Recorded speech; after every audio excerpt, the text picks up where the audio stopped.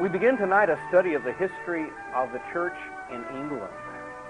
And we will talk about the Church of England, but we will also talk about a number of other denominations that will arise on English soil.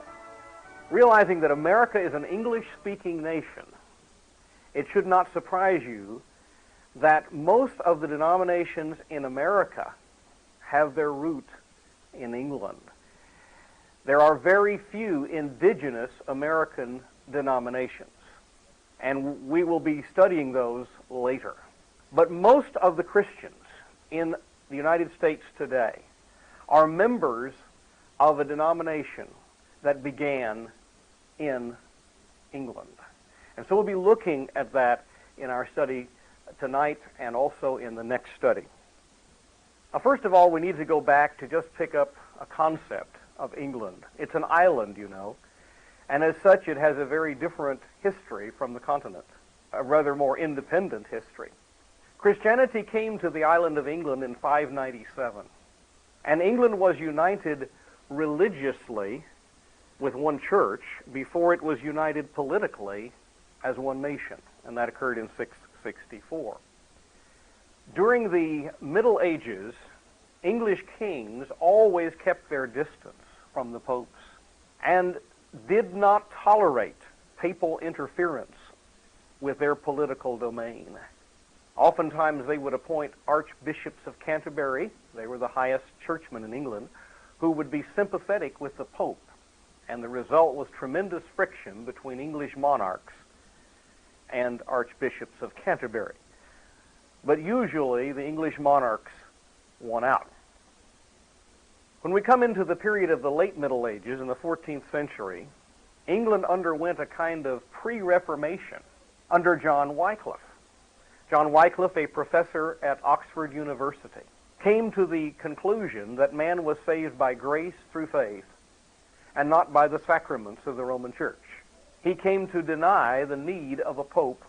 He came to believe that all authority from God was expressed in Scripture. He came to believe that God has his elect people, and there is an invisible church as opposed to a church defined visibly by the Roman Church.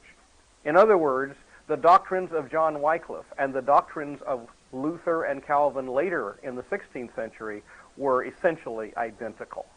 And as a result of Wycliffe's work, there will emerge in England a group of people known as the Lollards, who really were Protestants in the true sense of the word. And their influence was still there in the 16th century. But we add to that the writings of Erasmus and the many Christian humanists who were highly critical of the corruption of the Roman Church. Erasmus spent time at Cambridge and was a part of the court of humanists at Chelsea that was at the home of Thomas More. Thomas More and John Colet and others were adamant in their criticism of the corruption of the church and worked very hard for church reform and worked very hard to return people to a biblical, scriptural view. And then there were the writings of Luther that were circulated and very popular in England. Even though the King of England, who came to the throne in 1509, Henry VIII, who had been on the side of church reform when he was a prince, was bitterly critical of and condemned Luther and wrote a book condemning him and his doctrines, and was awarded by Pope Leo X the title Defender of the Faith, a title which English monarchs proudly wear to this day. Now, Henry was, first of all, a king and a politician, and he reacted against anything that he thought would be subversive to his royal authority. And at heart, Henry VIII will always remain a Roman Catholic. And that is significant for our study. Now, with that in mind, and you know that Henry VIII is going to be the key man in this drama in England, let me tell you a little about the situation. Henry was the younger brother. The Prince of Wales, the one who was designated to succeed Henry VII to the throne, was his older brother Arthur. And a marriage was arranged between Arthur and Catherine of Aragon, the daughter of Ferdinand and Isabella of Spain. Spain had just emerged as a united Christian nation and a very strong one. And this was intended to be a diplomatic alliance, a marriage alliance that was formed, a marriage of state, if you please. However, Arthur died, supposedly before the marriage was ever consummated. And in order to keep the alliance going, it was decided that young Prince Henry, many years her junior, would marry his sister-in-law. In order to do that, he received a dispensation from the Pope. And so Henry, for 25 years, was married to Catherine of Aragon, the Spanish princess. During that time, she bore him 6 children, but only one of them survived infancy. And that was a girl, a daughter, whom they named Mary. In the course of time, 2 things happened in Henry's life. First of all, he fell in love with a lady of the court by the name of Anne Boleyn, who would not become his mistress. Secondly, he was concerned about the fact that he had no male heir to succeed him. And it seemed that Catherine was beyond the time that she could bear children. He needed to move quickly because he feared also an infant, a small child, succeeding him. He wanted to give the child time to grow up and to be able to assume his responsibilities on his own. So he wanted quickly to secure a divorce from Catherine of Aragon and to marry Anne Boleyn. He first turned to Cardinal Wolsey, who was his chancellor, who was the papal legate, obviously a cardinal in the church. He was the right-hand man of Henry, very influential in the government, an archbishop of York, and he demanded that Cardinal Wolsey secure the divorce for him.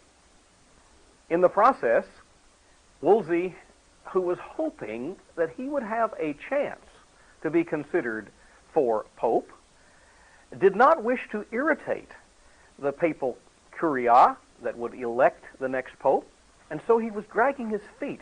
And in the process, he lost his home. He had to give it up to Henry to stall him. That home is the famous Hampton Court that became the center of the royal court and is frequently visited by tourists to England today. But finally, it became apparent that Wolsey was not going to give Henry the divorce. Henry was furious. He dismissed Wolsey, who died in disgrace in 1530. He demanded then that the Pope give him the divorce. The Pope at this time was Clement VII, who was another de Medici Pope, a cousin of Leo X. But Clement VII also had good reason for not giving Henry his divorce. In a matter of speaking, he was in jail. Now, the reason for that is, in 1527, during the time that France and Germany were at war with each other, and the war was fought on Italian soil for the most part, the German troops had invaded the city of Rome. They had been under orders not to do damage to Rome. However, their commander was killed in battle, and the soldiers went wild, and they sacked the city of Rome. And the Pope was an object of their anger because he had sided with the King of France, and because, of course, he was Pope, and many of them were Protestants. And so he took refuge in the Castle St. Angelo, or Hadrian's tomb, in Rome. Now, he was under house arrest, to put the best case scenario on it, by the German emperor. And now the King of England sends him a request to secure a divorce, or to give a dispensation for a divorce. But you see, the woman whom Henry wanted to divorce was the aunt of the German emperor. Now that really complicates it, because he did not want to get in worse trouble with the German emperor than he already was. Now, if he gave the dispensation for this divorce, then Catherine would be declared to be living in sin and Mary, the daughter, illegitimate. That would make Charles the emperor furious. And so the Pope also dragged his feet, did nothing. And Henry became more furious and irate by the moment. Finally, he appointed as Archbishop of Canterbury a man by the name of Thomas Cranmer. Thomas Cranmer was Protestant. His theology was in line with Luther and Calvin. And Cranmer also believed that Henry had a legitimate right to divorce Catherine. He sincerely believed that. And so as Archbishop of Canterbury, he pronounced the divorce, whereupon Henry was excommunicated. And Henry then took a bold move, an unprecedented move. he declared that he was replacing the Pope in England with himself. He literally evicted the papacy from England and replaced the Pope with himself. He made himself, the King of England, the head of the church in England. As a matter of fact, he called himself the supreme head of all things to the English church. That was absolutely unthought of. Henry remained essentially a Catholic, but he now was in control of the church, and he would have no interference from the Pope. Of course, the Pope excommunicated him and broke all ties with the English church, excommunicated the entire English church, and the separation has endured to this day. Now, the divorce was granted. Henry married Anne Boleyn. Henry wisely, though, consulted the Parliament at every juncture. It was his political move that was very, very smart. Parliament by this time had gained a great deal of strength, and to go against Parliament would have been politically stupid on the part of Henry. Other kings, like the Stuart kings, found out how stupid it really would be, and with what dire consequences there would be with trying to ignore Parliament or go against the wishes of Parliament. The Reformation Parliament in 1529 granted him his wish, officially set up the Church of England as separate from the Church of Rome. By the Act of Supremacy in 1534, all government officials had to agree that the king was the head of the church in England. That cost Thomas More his life, because he could not conscientiously agree to that, even though his wife urged him just to sign the paper and never agree to it in his heart. But he could not do that, and he was sent to the block. Henry was now free to appoint bishops in the church. He also had Parliament pass an act of succession that would name Anne's children as heirs. However, Anne bore him no son, but a daughter by the name of Elizabeth. Henry appointed Thomas Cromwell, also a Protestant, as vicar general to supervise religion under the king, theoretically giving him authority over the Archbishop of Canterbury. And so the two most powerful churchmen in England, Thomas Cranmer and Thomas Cromwell, were both committed Protestants. Not long after, about 2 years after the marriage to Anne Boleyn, Henry suspected Anne of adultery, of infidelity. Historians have been kind to Anne and suggested that was not true. It was an unfounded rumor, but the fact is he believed it. And it could not be that the queen could be unfaithful to the king. That would be an act of treason. So he decided that Anne, this woman that he had moved heaven and earth for to marry, should now die. And she was executed, with a request that she be executed with a French sword by a French swordsman, because they were much sharper and would get the job done much cleaner and easier than the clumsy English axemen who used their axes to chop off heads. Subsequent to that, Henry married his third wife, a lady named Jane Seymour. From all we can tell, he dearly loved Jane Seymour, and she did bear him a son, Edward, the long-desired, long-awaited son. But unfortunately, Jane died of complications from childbirth. Henry then married a fourth wife, Anne of Cleves. He married her sight unseen. It was an arranged marriage with a nobleman in Germany, and he had seen a picture not of Anne, but of her handmaid. It was a bit of deception. And when he actually saw her, he went through with the marriage, but he thought, this is the ugliest woman I have ever seen. As a matter of fact, he called her the Flemish mare. And after being married to her some time, he decided he could not live with her. So he divorced her. Now, he did put her on a very nice allowance, and she was well taken care of. And he treated her very well, but he just said, I just cannot endure such an ugly woman. He then married his fifth wife, a young lady, a teenager by the name of Catherine Howard. Very attractive. But by this time, Henry is getting well up in years. And she did find interests among men of her own age. This time, Henry did not want to believe it. And he waited until the evidence was irrefutable. And then, of course, he had to execute young Catherine Howard. If you visit Hampton Court, the story that they circulate talks about the ghost of Catherine Howard still haunting the halls of Hampton Court, banging on the door of the chapel, begging mercy from Henry, who was at prayer in the time and refused to heed her knockings on the door, and the guards dragged her away to her execution. As his sixth and final wife, he married Catherine Parr, who took care of him in his old age. And so you can see that the wives of Henry VIII play a role in the English Reformation. Obviously, it is the first three wives who bear him children, namely Mary, Elizabeth, and Edward. Now, he will set up an act of succession after the birth of his son that will provide that Edward will succeed him first, and if he has no heirs, then Mary, his older daughter, then Elizabeth, his younger daughter, and if all these people die without heirs, which is exactly what happened, the line would go then to his relatives in Scotland, the Stuarts. As I said, Henry remained basically a Roman Catholic. However, he has a Reformed Archbishop of Canterbury who would like to see England become a very Protestant nation. And so Thomas Cranmer, who wrote the Book of Common Prayer, which is the liturgical book for the Church of England, also wrote for Henry the 10 Articles, which spelled out a confession of faith that made the Church of England essentially Protestant.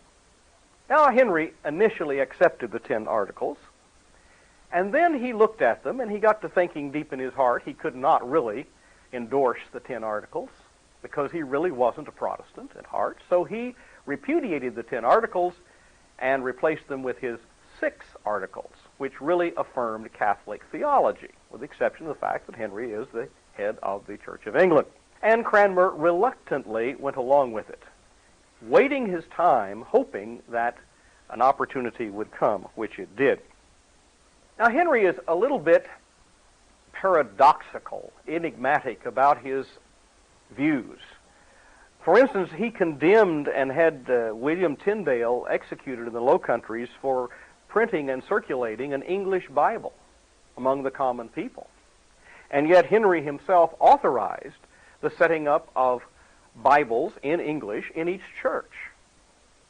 But he didn't apparently want it in the hands of the laity. He burned at the stake a humble, kind, and great scholar by the name of Thomas Bilney, who was a humanist from Cambridge before he became a Protestant. He burned him for advocating Luther's teachings. However, on the other hand, he closed the monasteries, Cromwell doing that work for him, and that seemed to be a Protestant move. The monasteries were notoriously corrupt. Thomas Cranmer remained in real and substantial power and continued to exert a great influence even while Henry was alive. However, in 1547, Henry died and was succeeded by his young son, Edward VI, who at the time was but a young boy. Edward was always physically sick. He had respiratory problems, yet he was extremely intelligent. And Edward himself was a committed Protestant. Edward had, of course, Thomas Cranmer to advise him and to work with him. In addition, there were 2 other people. There was his uncle, Edward Seymour, who was a Protestant, and 2 dukes who acted as regents for the young king, who was only about 9 years old when he became king. First the Duke of Somerset, and then the more radical Duke of Northumberland. All of these men who were advisors for the king worked toward a very Protestant church, and that is what will happen in the Edwardian era, which is a remarkably short era, 1547 to 1553. But it is a very productive era for the English church. First of all, Thomas Cranmer now was free, with the king's blessing, to discard the 6 Articles and to write a new confession of faith for the English church. That is the 42 Articles. The 42 Articles spelled out a very, very Protestant, very Reformed church.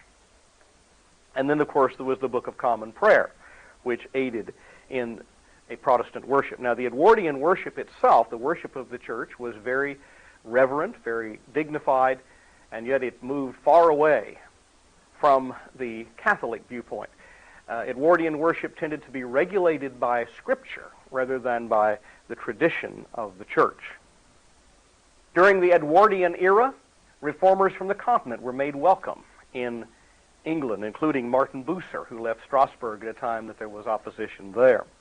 Images were removed from the churches, wine was given to the laity in communion, and general confession was the practice rather than specific auricular confession to a priest. That is, confession was made by the whole congregation and confession to each other rather than just to a priest.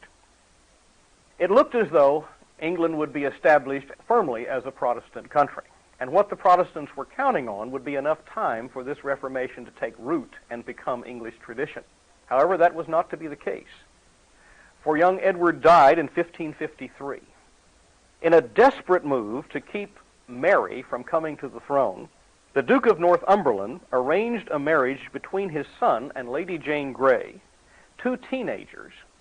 Lady Jane Grey had a legitimate claim to the throne, but not as strong as the claim that Mary had, because Mary was set up by the king's act of supremacy to succeed Edward should Edward die without successors. And so in one very real sense, it was an attempt to circumvent the law. It was unsuccessful. Mary came to the throne and had these two teenagers put to death. In addition, she began a reign of terror against the Protestants and against the leaders of the Protestant church. And her great goal, her one objective as Queen of England, was to return England to the papacy and to the Roman Church. She was a devout Catholic, Spanish, the daughter of Ferdinand and Isabella. She was married to Philip II, of course would be a relative of hers by marriage, and he was the king of Spain at the time, being the son of Charles V. But they had no child. And so Mary knew that she would have to move quickly in order to exterminate the Protestants from England. And so she moved against Thomas Cranmer. She also put to death Hugh Latimer and Nicholas Ridley, who were great scholars and great leaders in the English church, along with about 300 other leaders of the church in England. The execution of Thomas Cranmer is interesting. The Archbishop of Canterbury was put to the torture, and under torture he signed a recantation, that is, denying his Protestant faith. And they arranged a time when he would appear before the Roman Catholic officials and those officials of Mary's government, who were, of course, loyal to her, to publicly renounce his Protestant faith. This would be a moment of great triumph. However, he thought about it. He realized that in his heart he was genuinely a Protestant. And so, when it came time for him to recant, he recanted his recantation. Of course, Mary was furious, ordered him taken to the stake, and when he went to the stake, he thrust his hand, the hand that had signed the recantation, first into the flames, that this hand that had committed heresy against God would first perish. When Latimer was executed, along with Ridley at the same time, Latimer issued words that have turned out to be prophetic. He said, "Be of good comfort, Master Ridley. We shall this day light such a candle by God's grace in England as I trust shall never be put out." And it hasn't. And even though Cardinal Reginald Pole came back to England as papal legate to try to implement the Roman Catholic Church, it was unsuccessful. Mary was well aware that the English people did not want to return to Catholicism, and she died a broken woman in 1558. And the third child and second daughter of Henry came to the throne as Elizabeth, the daughter of Jane Seymour. Elizabeth, also very politically astute, like her father, worked carefully with Parliament, perceived that the sentiment of the English people was for a reformed creed, but for a worship that was much more traditional and much more like the Roman worship. And so she gave them the best of both worlds, what she called the via media, the middle way. She allowed the Reformed teachings to continue, although the confessional was revised from the 42 articles to the 39 articles, which is now the creed, the confession of the Church of England. And by the way, when I speak of Church of England, that also refers to the Anglican Church. That also refers to the Episcopal Church or the Episcopalian Church. All of those terms refer to the same body, to the same group. Episcopal simply means a church organized under bishops, from the Greek word episkopos, and Anglican from the fact it's the Church of England. The Liturgy of Edward was reinstituted, given a bit more tradition perhaps. In 1559, Elizabeth issued the Act of Supremacy, but she toned down the exaggerated claims of her father. Instead of calling herself the supreme head, she was the supreme governor of matters both in church and realm. Elizabeth was remarkably tolerant, even of Catholics, but yet there was some disagreement that arose in England at this time, particularly among the Puritans. As you can tell by that word, it comes from a concept of purify. They felt the church had not been purified sufficiently yet. Now, there were three kinds of Puritans. There were Presbyterian Puritans, Episcopalian Puritans, and Separatist Puritans. Now, the Presbyterian Puritans would like to see the church organized under elders rather than bishops because they believed that's the biblical pattern. They wanted to stay within the Church of England, but they would like to see bishops replaced with elders. The Episcopalian Puritans were happy with the bishop form of government. They would simply like to see additional purification in terms of particularly morality and taking Scripture seriously. But the Separatists felt that it was hopeless, that the Church of England under Elizabeth was too Roman, and there needed to be a complete break with the Church of England. They will eventually result in the Congregational Church, and the same people who were Separatists were among those coming to America as the Pilgrims. There were also the Quakers and the Baptists. We'll talk more about the Baptists later. I will say that the Quakers were established by George Fox, and they had a very strange belief in terms of 16th century theology that people are guided by the Spirit and there should be no sacraments, no outward form of worship, simply sitting quietly in meeting houses and meditating and letting the Spirit of God move in your heart. In 1563, a test act was required of all in government that they would swear that the Queen was the head of the church. The same year, John Fox published his Book of Martyrs. There was a plot involving the Spanish to unseat Elizabeth and replace her with Mary, Queen of Scots from the Stuart line. Elizabeth was aware of that. There was a real danger. She imprisoned Mary, Queen of Scots, and later executed her. But in so doing, she facilitated the Reformation in Scotland under John Knox, and Knox was able to establish a Reformed church, a Presbyterian church, if you please, the Church of Scotland there. The fiasco that arose over Mary, Queen of Scots, involved also the King of Spain, Philip. He would like to see Mary on the throne. He would like to see Elizabeth removed. Elizabeth was interfering with his plans in the Low Countries. He was suppressing Protestantism in Holland, and the result was the great battle when Philip sent his navy, his armada, in 1588. When Elizabeth defeated that Spanish armada, it was victory for the Protestant cause throughout the north part of Europe in one very real sense. We will continue our study in the next session, and when we turn to the Stuarts and to the other denominations that will arise in England.